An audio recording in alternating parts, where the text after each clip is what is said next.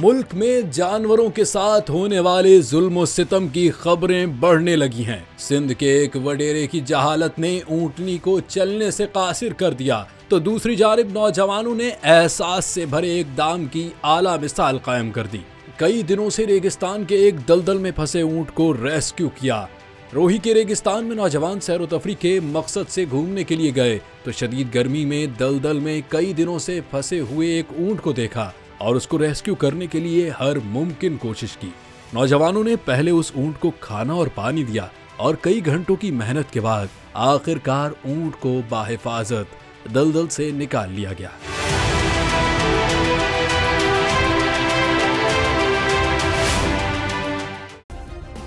Subscribe करें और bell दबाएं ताकि कोई खबर रह न जाए।